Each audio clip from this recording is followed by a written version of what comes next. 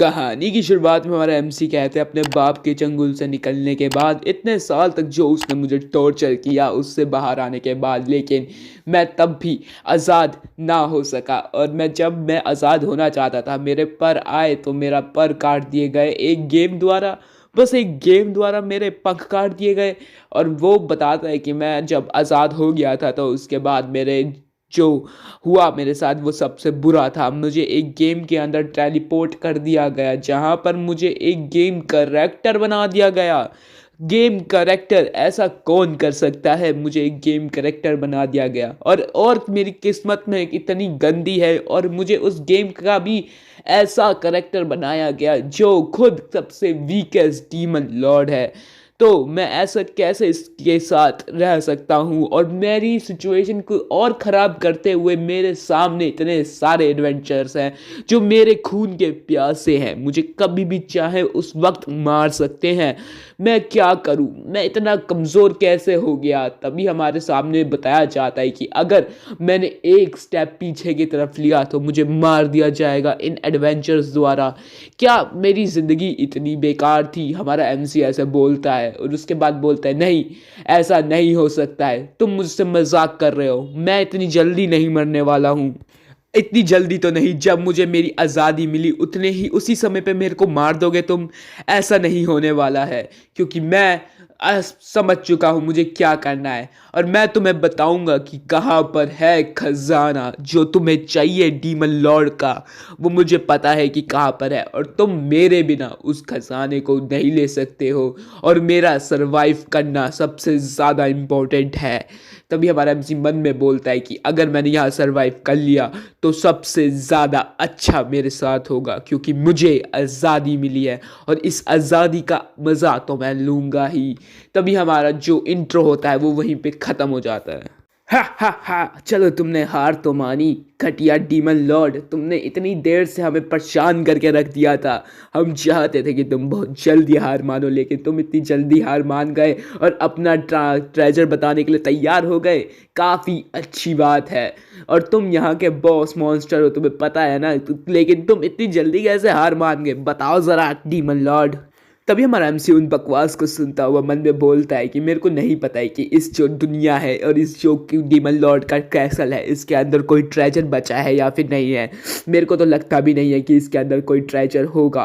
तभी हमारा एमसी फिर बोलता है कि इसके अंदर मुझे मैक्सिमम रैंडम डायरेक्शंस में इन्हें घुमाना होगा। कैसल के अंदर अलग अलग जगहों में इन्हें घुमाना होगा और इनसे थोड़ा सा टाइम बाय करना है। अगर मैंने इनके सामने बोल दिया कि इस कैसल के अंदर एक भी ट्रेजर नहीं है तो ये मेरे को ज़रूर बिना हेजिटेशन के मार देंगे। और मैं मरना नहीं चाहता हूँ, और मरना मैं अभी तो बिल्कुल नहीं चाहता हूँ। इसलिए सबसे पहले अपना काम करते हैं और थोड़ा सा टाइम बाय करते हैं, क्योंकि टाइम इस वक्त सबसे ज़्यादा इम्पोर्टेंट है। क्योंकि मुझे टाइम बाय करना होगा और तभी मैं कुछ सोच पाऊँगा कि मुझे क्या करना है इस जगह के अंदर। तभी हमारा एमसी नीचे बैठ जाता है और कहता है कि मैं कंप्लीटली डिफीटेड हो चुका हूँ तुम्हारे द्वारा, और अब मैं तुम्हारा एक स्लेव बन के रहना चाहता हूँ। और अगर मैं तुम्हारा स्लेव बन जाता हूँ तो मैं तुम्हें ट्रेजर रास्ते तक भी पहुँचाऊँगा। और अगर तुम मुझे अपना स्लेव बना लेते हो तो तुम इसके अंदर बिल्कुल भी कोई भी ट्रैप में नहीं फंसोगे, तुम एकदम सेफ हो जाओगे मेरे कैसल के अंदर। क्योंकि मुझे अपने कैसल के हर ट्रेजर के बारे में पता है और हर ट्रैप के बारे में कि वो कहाँ पर और कैसे लगा हुआ है।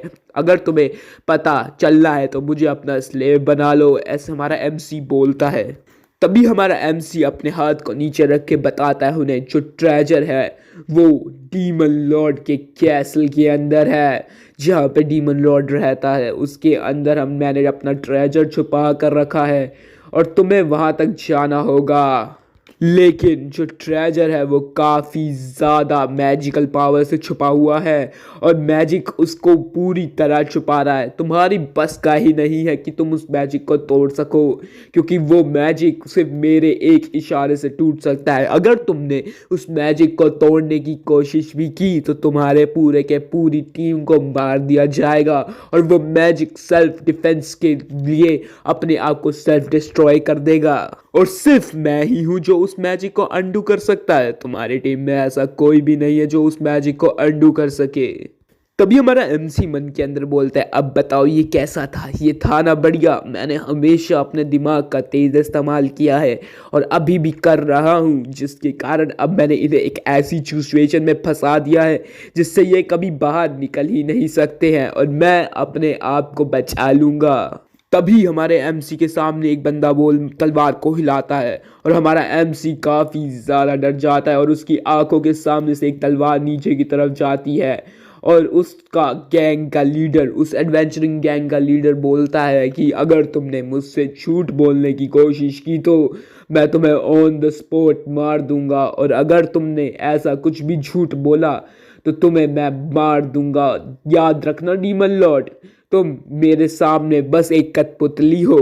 तभी हमारा एमसी बोलता है कि ठीक है, मैंने आपसे जो बात सुनी है मैं उसको हमेशा याद रखूंगा। तभी उस एडवेंचर ग्रुप का लीडर बोलता है, तो काफ़ी अच्छी बात है डीमन लॉर्ड, आप इतनी जल्दी समझ गए क्योंकि आपके अंदर काफ़ी अच्छा दिमाग है और मैं चाहता हूं कि आप हमेशा हमारे साथ रहें, ठीक है।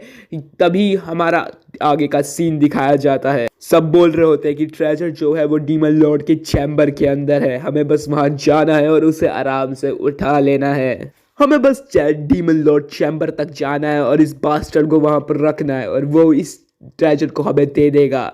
इसके बाद हम इस केव से बाहर निकल सकते हैं। तभी हमारा एमसी मन के अंदर बोलता है कि हाँ बहुत बढ़िया, मैंने कुछ ना कुछ करके पहली स्टेज को पार कर ही दिया है और अब मैं सेफ तो हो ही चुका हूँ। एक ऑब्स्टेकल मेरे रास्ते से हट चुका है और ये ऑब्स्टेकल काफ़ी ज़्यादा मुश्किल था मेरे लिए, लेकिन मैंने ये कर दिया है। लेकिन अभी भी रियल बैटल बाकी है जिसके अंदर मुझे जीतना होगा, जो अब शुरू हो चुकी है, मेरी जिंदगी की बैटल। अभी के लिए तो मैं अपनी आप की ज़िंदगी को बचा चुका हूँ क्योंकि अब ये मेरे को मार नहीं सकते हैं, क्योंकि अगर इन्होंने मुझे मार दिया तो इन्हें पता है कि मैं ही हूँ जो उस मैजिक को अंडू कर सकता हूँ। ये लोग उस मैजिक को अंडू नहीं कर सकते हैं, तो मुझे सबसे पहले इन्हें डीमन लॉर्ड चैम्बर तक लेकर जाना होगा और इनकी यूनिटी को डीमन लॉर्ड चैम्बर तक तोड़ना होगा। मेरे पास बहुत कम समय है और उनको मुझे अपने ऊपर विश्वास लाना होगा और मुझे अपना नया प्लान जो है वो फटाफट से एक्टिव करना होगा और जल्दी से जल्दी जितनी तेज हो सके इस्तेमाल करना होगा। तभी उनमें से एक एडवेंचरर बोलता है, हे डीमन लॉर्ड जल्दी चलिए, आपको चलना होगा जल्दी। अगर आप जल्दी नहीं चलेंगे तो हम ट्रेजर तक कैसे पहुंचेंगे। तभी हमारा जो एमसी होता है वो कहता है कि सॉरी मेरी गलती है, तुमने मुझे इतना डैमेज कर दिया है कि मैं अब चलने लायक भी नहीं हूँ, इसलिए मैं अपॉलॉजी करता हूँ तुमसे। तभी वो बोलता है कि तुम क्या अपने लिए टाइम बचाने की कोशिश कर रहे हो, ऐसा मत करना। अगर तुम अपना कोशिश कर रहे हो तो मैं तुम्हें अभी मार दूंगा। तुम्हें पता है ना मैं कैसा कि दिमाग का इंसान हूँ डीमन लॉर्ड। तभी हमारा एमसी मन के अंदर बोलता है कि अगर ये थिंग्स ऐसी ही चलती रही तो मैं पक्का मारा जाऊंगा और ये लोग मुझे बहुत जल्दी ही मार देंगे, टाइम से पहले ही, जो मैं नहीं चाहता हूँ बिल्कुल भी। और इसके लिए मुझे अपने आप को काफ़ी ज़्यादा ट्रेन करना होगा और इनको मुझे मेरे मारने से पहले इनको ख़त्म करना होगा मेरे को, बस और कुछ नहीं। और मुझे इन्हें मारना ही होगा, इन्हें मार दूंगा तो मैं सब कुछ क्लियर हो जाएगा और मेरे इसके अंदर और कोई भी नहीं होगा। तो मुझे ऐसा क्या करना चाहिए जिससे ये लोग को मैं जल्द से जल्द मार दूं। ये लोग 10 लोग हैं और इन सब के पास आर्मर है, बहुत ताकतवर आर्मर। इस आर्मर को मैं ऐसे तो तोड़ नहीं सकता हूँ। तभी हमारा एमसी बोलता है कि मुझे एक तरीके को इस्तेमाल करना होगा, कुछ भी करना होगा जिससे ये इस जगह पर हार जाएं। तभी हमारा एमसी बोलता है कि ये जो कैसल है ये डेंटालिया का कैसल है, तो इसके अंदर मॉन्स्टर तो होंगे ही क्योंकि वो एक डीमन लॉर्ड है। मुझे बस उन मॉन्स्टर्स को ढूंढना होगा, इसका इस्तेमाल करना होगा। क्या इसके अंदर एक भी मॉन्स्टर नहीं बचा है? क्या इस पूरे कैसल के अंदर एक भी मॉन्स्टर अवेलेबल नहीं है क्या? तभी हमारे में से वो एडवेंचरर बोलता है कि हे जल्दी चलो क्योंकि तुम्हें जल्दी अपने कदम बढ़ाने होंगे, हमें जल्द से जल्द कैसल के अंदर पहुंचकर ट्रेजर चाहिए, जल्दी चलो डीमन लॉर्ड। और तभी हमारा एमसी बोलता है कि ये काफ़ी ज़्यादा बेकार है और तभी वो एडवेंचर अपने मन में बोलता है कि एक बार डीमन लॉर्ड तुम हमें बस ट्रेजर तक पहुंचा दो, उसके बाद देखना तुम्हारी हम क्या हाल करेंगे, हमें एकदम कुत्ते की मौत मारेंगे। तभी हमारा एमसी बोलता है कि मैंने पूरा कैसल के अंदर झांक लिया है, पूरा मैप छान लिया, लेकिन इसके अंदर एक भी मॉन्स्टर मुझे दिख क्यों नहीं रहा है? क्या यहाँ पर एक भी मॉन्स्टर नहीं है? क्या यहाँ पर सारे मॉन्स्टर मर चुके हैं? और हमारा एमसी कहता है जैसे मुझे एक्सेप्टेड था कि इसके अंदर कोई मॉन्स्टर है ही नहीं। तभी हमारा एमसी बोलता है मैं दूसरों के ऊपर रिलाई नहीं कर सकता, दूसरे मॉन्स्टर्स के ऊपर कि वो आएंगे और मुझे बचाएंगे। मुझे सब कुछ अपने आप करना होगा और मुझे देखना होगा कितना टाइम बचा है, हम कब तक जो डियाब्लोस कैसल है उसके अंदर पहुंचेंगे। तभी हमारा एमसी बोलता है कि ये सच में एक रियल गेम है, मैं यहाँ पर फंस चुका हूँ बहुत बुरी तरह से। शिट, ऐसा नहीं हो सकता है। तभी हमारे एमसी को कुछ ख्याल आता है अपने दिमाग के अंदर और बोलता है दैट्स इट, वही तो चाहिए मेरे को। हाँ हाँ, यही तो मुझे चाहिए था। तभी हमारा एमसी बहुत ईवल हंसी हंसता है और कहता है कि ऑफ ज्यूस। तो हमारा एमसी बोलता है कि ये एकदम रियल वर्ल्ड की तरह लग रहा है, ये गेम वर्ल्ड एकदम रियल हो चुका है। तो जो ये गेम वर्ल्ड है इसके अंदर वो चीज़ तो काम करनी ही चाहिए जो मुझे चाहिए। हाँ, उसे इस्तेमाल होना ही होगा। तभी हमारे एमसी के आगे एक मैप खुल जाता है और उसके साथ उसे सारी स्ट्रेट्स दिखाई देने लगते हैं, जहाँ पर हमें डेंटालिया कैसल लिखा होता है, rank F, type cave, special effects none, troops none, resistance none और एसेट्स भी 0 होते हैं। हमें हमारे एमसी को पूरा स्टेटस दिख जाता है कि इस कैसल के अंदर क्या क्या है। तभी हमारा एमसी बोलता है यही तो मेरे को चाहिए था। और उसकी ईवल आइज दिख रही होती हैं, एकदम रेड कलर में चमक रही होती हैं। तभी हमारा एमसी बोलता है गेम स्किल्स। हाँ, ये गेम स्किल्स हैं जो काफ़ी ज़्यादा स्ट्रॉन्ग होती हैं और ये उनमें से ही एक स्किल है जिसका नाम है आयो ज्यूस। इस स्किल का काम है कि ये किसी के भी स्किल्स डंजन अटैक के अंदर उस डंजन के सराउंडिंग्स के बारे में बताता है, उसके बारे में सारी डिटेल्स देता है और साथ में मैप भी दिखा देता है। ये यहाँ तक कि बंदे का थॉट्स भी पढ़ सकते हैं ये स्किल, और ये काफ़ी ओवर पावर स्किल है। और ये हमें करंट पोजीशन, एनिमी का करंट पोजीशन दिखाता है, ट्रैप्स दिखाता है, आइटम जो उसके पास होते हैं और उसके साथ डंजन के अंदर कितने सारे ट्रैप्स हैं वो सब हमें ये दिखा देता है ये आइस। और ये mainly mid of the game में मिलता है और नॉर्मली काफ़ी ज़्यादा अवेलेबल होता है और स्टार्टिंग में ही गेम के मिल जाता है जो यूज़र होता है उसको।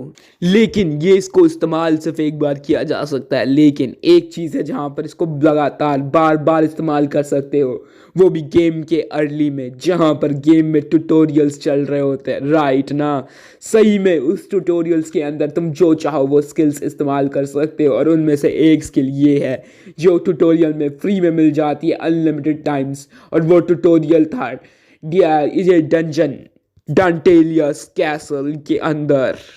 तभी हमारा एमसी बोलता है कि मुझे नहीं पता कि मैं डांटेलिया क्यों बन गया, लेकिन अंत में जाकर ये डांटेलिया का कैसल ही मेरा सबसे बड़ा यूज़फुल आइटम बन गया और ये काफ़ी ज़्यादा यूज़फुल स्किल मुझे मिल गई डांटेलिया के कारण। तभी हमारा एमसी कुछ सोचना स्टार्ट कर देता है। हमारा एमसी बोलता है जैसे मैंने सोचा था कि इस कैसल के अंदर कुछ भी नहीं है और जो ट्रुप्स है वो भी 0 हैं, ये डांटेलिया एकदम बेकार इंसान था। तभी हमारे एमसी को एक नोटिफिकेशन दिखा था। हमारे एमसी बोला व्हाट द फक, ये क्या है। तभी हमें दिखाया जाता है कि जो करंट नंबर ऑफ ट्रूथ्स हैं डीमन लॉर्ड के कैसल के अंदर वो 0 हैं। काफ़ी ज़्यादा एक्सट्रीमली डेंजरस है ये सिचुएशन आपके लिए। आपको अभी अभी के अभी ट्रूप्स को हायर कर लेना चाहिए क्योंकि आप काफ़ी ज़्यादा डेंजर के अंदर हैं। तभी हमें एक और नोटिफिकेशन दिखाया जाता है और वही नोटिफिकेशन सेम वापस पीछे आ जाता है हमारे एमसी के पास, और हमारा एमसी ये नोटिफिकेशन देख के काफ़ी ज़्यादा डर जाता है और उसको सामने कॉन्ट्रैक्ट्स आ जाते हैं जो डीमन के पास आ जाते हैं और उसको बताया जाता है कि आप किस किस रैंक पे कौन कौन से गोलम्स, क्रेन्स और किसको आप हायर कर सकते हो। तभी हमारा एमसी उनको देखता है जहाँ पे लिखा होता है कि slime F rank defence E4 लीबर, और उसके साथ बाकी सारे मॉन्स्टर्स भी दिखाए जाते हैं। टोटल अमाउंट जो उसके पास होता है वो होता है 100 लीब्रा, और अगर मैंने गलत प्रोनाउंस किया है तो प्लीज़ मुझे माफ़ कर देना। तभी हमारा एमसी बोलता है कि कॉन्ट्रैक्ट करना ये काफ़ी ज़्यादा अच्छी स्किल है, एज अ डीमन लॉर्ड मेरे पास ये स्किल होनी ही चाहिए थी क्योंकि ये डीमन लॉर्ड की सबसे खास स्किल में से एक है और ये स्किल मुझे ताकत देती है किसी भी मॉन्स्टर को हायर करने की, काफ़ी कमाल की है। तभी हमारा एमसी बोलता है सिर्फ 100 लीब्रास। हे डैम डीमन लॉर्ड, तुम क्या कर रहे थे इतने टाइम से और तुमने बस इतने ही क्यों क्रिएट किए हैं। तभी वो हमारा एमसी बोलता है कि ये डीमन लॉर्ड सच में एक घटिया इंसान था और इतने लीब्रास के साथ तो मैं सिर्फ 8 ही गोलम्स को समन कर सकता हूँ और उन्हें हायर कर सकता हूँ जिनका दाम 10 है, और मैं क्या मैं करूं। तभी हमारा एमसी बोलता है कि काफ़ी ज़्यादा है और ये बीट करना काफ़ी ज़्यादा मुश्किल है, इन्हें हराना और 8 गोलम्स के साथ इनके पूरे के पूरे को हमला करके इन्हें हरा देना, सरप्राइज अटैक करना, ये काफ़ी ज़्यादा बेकार होगा और ये कुछ भी नहीं होगा और ये काफ़ी आराम से इन कॉलम से लड़ लेंगे। तभी हमारा एमसी बोलता है कि हमारे पास कोई गारंटी नहीं है कि हम इसमें जीत जाएंगे, लेकिन फक हम लोग बहुत जल्दी ही चैम्बर तक पहुंचने भी वाले हैं।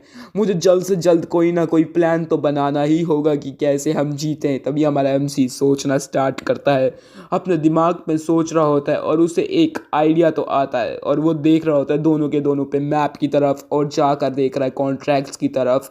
हमारा एमसी सोच रहा होता है और बोलता है कि मेरे पास एक आइडिया है और अगर मैं ये इस्तेमाल करता हूँ तो मैं ज़रूर इस चीज़ को पास कर जाऊँगा, इस सिचुएशन से तो निकल ही जाऊँगा। और इसमें जो सक्सेस है, पासिंग रेट है वो है 60%। जो पिछला प्लान था वो काफ़ी ज़्यादा बेकार था, उससे तो थोड़ा ज़्यादा ही है, लेकिन इसके अंदर रिस्क बहुत ज़्यादा है मेरी ज़िंदगी का। अगर एक मिस्टेक और मैं मारा जाऊँगा। तभी हमारा एमसी बोलता है नहीं नहीं, मेरे पास सोचने का और वक्त बर्बाद करने का समय बिल्कुल भी नहीं है, मुझ पे पास कोई भी चॉइस नहीं है, मुझे इसी प्लान पे आगे फॉलो करना होगा। अगर मैं नहीं करूँगा तो मैं पक्का मारा जाऊँगा। तभी हमारा एमसी बोलता है कि तैयार हो जाओ, अपने आप को प्रिपेयर कर लो मेरे इस प्लान के सामने। और मुझे अपने आप को भी काफ़ी ज़्यादा तैयार करना होगा और इस प्लान को सक्सेसफुल होना ही होगा और ये काफ़ी ज़्यादा है। सबसे पहले मुझे उनका ट्रस्ट जीतना होगा, मुझे कैसे भी करके इनका ट्रस्ट जीतना होगा और उससे पहले मुझे इनको अपने बारे में और बताना होगा। तभी हमारा एमसी बोलता है प्रोस्टेल ऑफ एप्रोडिटी। तभी हमारे एमसी का ये स्किल एक्टिवेट हो जाती है और सारे के सारे जो भी उसके साथ जा रहे होते हैं सोल्जर्स, उन सब के ऊपर का दिमाग उसे देखना स्टार्ट हो जाता है। सारों के सारे थॉट्स और सबकी रैंकिंग और उनकी ताकत हमारे एमसी को दिखना स्टार्ट हो जाती है। तभी हमारा एमसी बताता है कि ये जो स्किल है इसका काम है कि ये मुझे सारी के सारी एनिमीज़ के स्टेटस को दिखाता है, यहाँ तक कि स्टेटस ही नहीं उनके थॉट्स भी दिखाता है। मैं देख सकता हूँ from the beginning to end क्या ये चाहते हैं और क्या ये करना चाहते हैं। तभी उनमें से एक जो उनका लीडर होता है वो पीछे देख लेता है और चिल्ला के बोलता है तुम बास्टर्ड जल्दी चलो, तुम्हें जल्दी आना होगा, अगर तुम इतना धीरे चलोगे तो हम कल तक पहुंचेंगे वहां तक, जल्दी आगे बढ़ो। तभी हमारा एमसी बोलता है यस ठीक है, मैं अभी आपसे सिंसियरली अपोलोजाइज करता हूँ इस चीज़ के लिए, सॉरी। लेकिन तभी हमारा एमसी हंसने लगता है मन के अंदर और बोलता है अभी से मुझे इस प्लान को चलाना होगा और इन सब के अंदर अपना ट्रस्ट जनरेट करना होगा। और अब काउंटर अटैक स्टार्ट होता है बिगिनिंग से लेके एंड तक और मैं तुम सबको हरा दूंगा।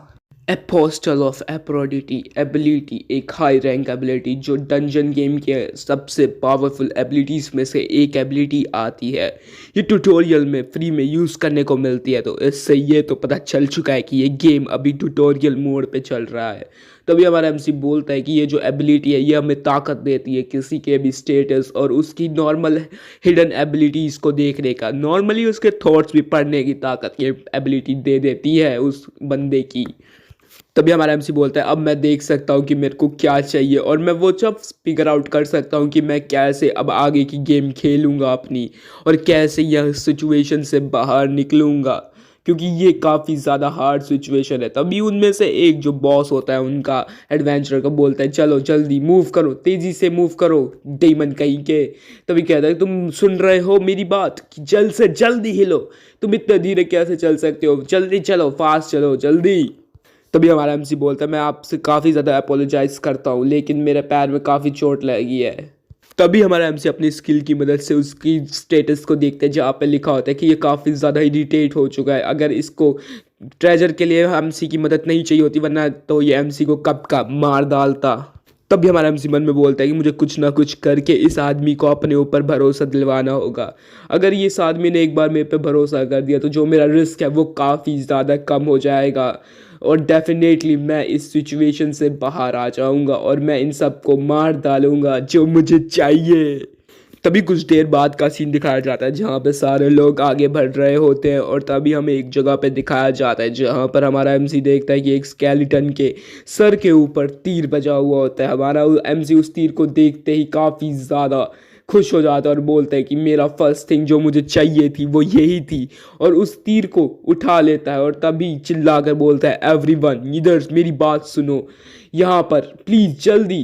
तभी सारे लोग हमारे एमसी की तरफ देखने लगते हैं। तभी उनका लीडर बोलता है कि क्या तुम्हारा क्या मतलब है ये चीज़ बोलकर, तुम क्या कहना चाहते हो। तभी हमारा एमसी बोलता है सॉरी तुम्हें रोकने के लिए, लेकिन आगे तुम जो देख रहे हो वहाँ पर एक ट्रैप है, अगर तुमने उस जगह पे पैर रखा तो तुम सब मारे जाओगे। तुम्हें पता है ये बात, तो मुझे मत बताना ठीक है। जो ये पैसेज है वो एक बहुत बड़ा ट्रैप है, अगर तुम उस पर पैर रखते हो तो तुम सबका मरना पक्का है, तुम पक्का मर जाओगे उसके अंदर। तभी उनका लीडर होता है वो कहता है क्या एक ट्रैप, तुम्हें कैसे पता कि ये एक ट्रैप है, मुझे बताओ जल्दी तुम्हें कैसे पता ये ट्रैप है। तभी हमारा एमसी उसके घुट्टों पे आ जाता है और कहता है इंडीड मैं आपको मानता हूँ, लेकिन अगर आप इसके आगे जाओगे तो आप ज़रूर मर जाओगे क्योंकि यहाँ पर एक ट्रैप है ठीक है, और आप उन ट्रैप्स को डॉज भी नहीं कर पाओगे, और इस ट्रैप में बहुत सारे एरोस आपकी तरफ आएंगे और आप उन एरोस को डॉज करने की क्या आपको पता भी नहीं होगा कि वो एरोस कहाँ पे, क्योंकि वो सारे के सारे एरोस गायब होंगे, इनविजिबल होंगे।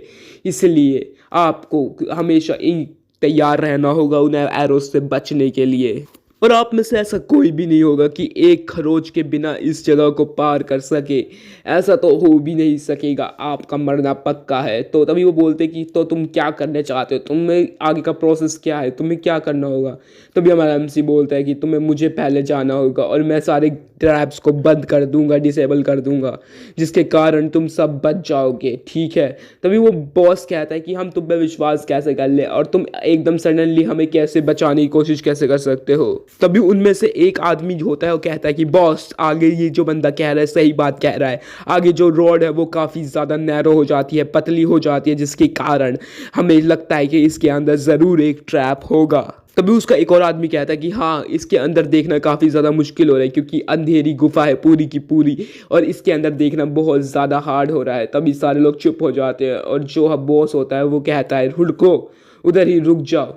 तभी हमारा एमसी को कहता है बास्टर अगर तुमने भागने की ज़रा से भी कोशिश की तो मैं तुम्हें ऑन द स्पॉट मार दूंगा, तुम्हें पता है ना ये बात। तभी हमारा एमसी कहता है ठीक है मुझे आपकी बात पता है, आप ज़रा सा भी मत डरिए, मैं इम्पॉसिबल है मेरा यहाँ से भागना क्योंकि मेरे पैरों पे चोट लगी हुई है और मैं ज़्यादा दूर भाग भी गया तो ज़्यादा दूर भाग नहीं पाऊँगा, तुम मुझे वापस पकड़ ही लोगे, इसलिए आपको टेंशन लेने की तो कोई ज़रूरत है ही नहीं, है ना। ऐसा हमारा एमसी उसको बोलता है और कहता है वैसे भी आप लोग मेरे पीछे ही हो तो मैं यहाँ से बाहर की तरफ तो भाग ही नहीं सकता हूँ, और अंदर भी कितना अंदर तक भाग लूँगा, आपको लगता है कि मैं ज़्यादा अंदर तक भागूंगा जहाँ तक आप नहीं पहुँच पाओगे। तभी हमारा एमसी बोलता है तुम जो प्रीवियस एडवेंचरर थे उनसे काफ़ी ज़्यादा अलग हो, इसलिए मैं तुम्हें देख रहा हूँ, तुम मुझे मारने की कोशिश नहीं कर रहे हो, जो पिछले एडवेंचरर्स थे उन्होंने मेरे को मारने की कोशिश की थी, इसलिए मैं तुम्हारी मदद कर रहा हूँ। तभी हमारा एमसी बोलता है अगर तुम बिलीव नहीं कर रहे हो मेरे को तो तुम सिर्फ मेरे को फॉलो करो, मेरे पीछे चल लो, तभी तुम्हें पता चल जाएगा कि कैसे कितने ट्रैप लगे। और हमारा एमसी बहुत ज़्यादा डेविलिश लुक पे पीछे की तरफ देख रहा होता है, लेकिन बोलता है कि फिर लेकिन अगर तुम्हें चोट लगी तो मैं उसकी कोई गारंटी नहीं लेता हूँ, तुम में से काफ़ी सारे लोग मर जाएंगे अगर तुम पीछे मेरे चलोगे तो, याद रखना ये बात। तभी उनका जो बॉस होता है वो काफ़ी ज़्यादा डर जाता है ये बात सुनकर और उसकी पैंट गीली हो जाती है, मतलब रियली में नहीं होती। तभी उनका बॉस कहता है कि तुम गाइस ऐसे मत डरियो क्योंकि ये ऐसा बोल रही है, बकवास भी कर सकता है। तभी उनमें से एक बंदा कहता है होल्ड ऑन बॉस, लेकिन ये हो सच भी हो सकता है क्योंकि हमने पहले भी देखा कि काफ़ी सारे ट्रैप इसके अंदर लगे हुए हैं। तभी बाकी लोग कहते हैं या यस बॉस तुम सही कह रहे हैं, ये सारे हमने पहले भी देखा कि काफ़ी सारे निशान लगे हुए थे यहाँ पर, अगर हमने एक भी गलती की तो जो ट्रैप्स इसके अंदर लगे हुए हैं वो सारे के सारे एक्टिव हो जाएंगे। और कहीं ना कहीं जो ये इनका बॉस होता है उसे भी ये बात पता होता है कि अगर ये लोग थोड़ी सी भी गलती करेंगे तो सारे ट्रैप इनके ऊपर गिर जाएंगे और इनकी आधी सी भी ज़्यादा जितनी भी बंदे हैं वो सब मारे जाएंगे और इनका बचना बिल्कुल इम्पॉसिबल हो जाएगा और ये काफ़ी ज़्यादा मुश्किल होगा। और ये बॉस भी काफ़ी ज़्यादा डर जाता है और कहता है कि अगर तुमने भागने की कोशिश की और अगर हम एक रियल मैन हैं और हम भागने की कभी कोशिश नहीं करते, हमें आगे बढ़ता रहना होगा जिसके कारण हम इसे हरा सकते हैं, चलो चलें आगे। तभी सारे बोलते हैं कि नहीं बॉस नहीं। और कुछ देर के बाद हम अपने एमसी को देखें जो एकदम डेविलिश लुक के अंदर अपनी केव के अंदर जा रहा होता है, और तभी वो केव की एंड में भी पहुंच जाता है और कहता है कि ये कितने ज़्यादा बेवकूफ़ है, इतने इनफ है कि इनको पागल बनाना काफ़ी ज़्यादा आसान है। तभी हमारा एमसी बोलता है ऑल राइट, तो ये समय है इन सब का दिखाने का कि ये कैसी सिचुएशन में फंस सकते थे। तभी हमारा एमसी बोलते हैं कि यही मेरे पास एक आखिरी चांस है, इसका चांस को काम करना चाहिए, अगर ये नहीं किया तो मैं पक्का मारा जाऊंगा। और हमारा एमसी काफ़ी ज़्यादा डर रहा होता है, और तभी वो कुछ एरोस को उठाया होता है उसने उन क्रॉप्स से पहले, जो क्रॉप्स हमें पहले दिखाई गई थी, और बताया जाता है कि हमारा एमसी जो है इन क्रॉप्स को लेकर आया जिससे वो विश्वास दिला सके उन्हें कि इसके अंदर एक सच में ट्रैप था। और हमारा एमसी कहता है कि ये इनफ होना चाहिए इनके लिए, इन्हें पागल बनाने के लिए। तभी हमारा एमसी कहता है नहीं, ये कुछ ज़्यादा बड़ा नहीं होना चाहिए, मुझे ज़्यादा दर्द नहीं होनी चाहिए, ये कोई बड़ी डील नहीं है मेरे लिए, मुझे अपने आप को ये करना ही होगा। और तभी हमारा एमसी एक तेज़ से तीर को उठाता है और अपने पैरों के अंदर उस तीर को घुसा देता है। लेकिन कुछ टाइम बाद हमारे एमसी की चिल्लाने की आवाज़ सुनाई देती है उन सारे के सारे लोगों को, काफ़ी तेज़ आवाज़, और वो सारे के सारे डर जाते हैं और कहते हैं क्या ये वॉइस किसकी थी, क्या ये उसकी ही वॉइस थी हमारे डीमन लॉर्ड की। तभी वो सारे लोग डर जाते हैं और बोलते हैं ये डीमन लॉर्ड की ही वॉइस थी। तभी वो कहता है व्हाट द हेल, क्या चल रहा है अंदर, क्या वो सच में मारा गया। ऐसा उनका बॉस बोलता है कि नहीं, वो डीमन लॉर्ड अभी नहीं मर सकता, इस समय तो नहीं मरना चाहिए था उसे। तभी उनमें से एक बंदा उनके पीछे खड़ा होता है और कहता है बॉस हमें क्या करना चाहिए अब, क्या हमें अंदर जाना चाहिए, क्या हमें उस जगह को आगे बढ़ना चाहिए। तभी वो बंदा बोलता है कि वो बंदा चुप हो जाता है एकदम उनका बॉस। तभी उनका बॉस बोलता है चलो जल्दी तैयार हो जाओ, हमें इसके अंदर जाना होगा क्योंकि वो ट्रेजर काफ़ी ज़्यादा इंपॉर्टेंट है हमारे लिए, चलो जल्दी, अगर तुम अंदर नहीं गए तो मैं तुम सबको यहीं के यहीं मार दूंगा, जल्दी तैयार हो जाओ। सारे के सारे सोल्जर्स को कहता है हमारा वो एडवेंचरर, और सारे एडवेंचरर काफ़ी ज़्यादा डर जाते हैं लेकिन उसकी बात को अपने सीरियसली लेकर आगे बढ़ना स्टार्ट कर देते हैं सारे के सारे एडवेंचरर्स। तभी वो एडवेंचरर हमारे एमसी डांटलन का नाम लेता है और कहता है कि तुम कहाँ पर हो, जल्दी बताओ, हम यहाँ आ गए हैं बॉस। तभी उसका मेंबर कहता है बॉस वो वहाँ पर है शायद। तभी हमें खून दिखाया जाता है, बहुत सारा खून जो हमारे एमसी का ही होता है, और वो सोचते हैं क्या ये एक ट्रैप था, यहाँ पर कितना बड़ा ट्रैप था, क्या ये सच में। तभी हमें दिखाया जाता है वो खून आगे की तरफ जा रहा होता है और सारे लोग उस खून को फॉलो कर रहे होते हो, और हमारा एमसी उन्हें पड़ा हुआ दिखता है जिसके कंधे पे एक तीर लगा हुआ होता है पैर पर। और तभी सारे लोग डर जाते हैं, उसे बोलते हैं और कहते हैं कि क्या हुआ यहाँ पर, व्हाट हैपन, इधर हुआ क्या।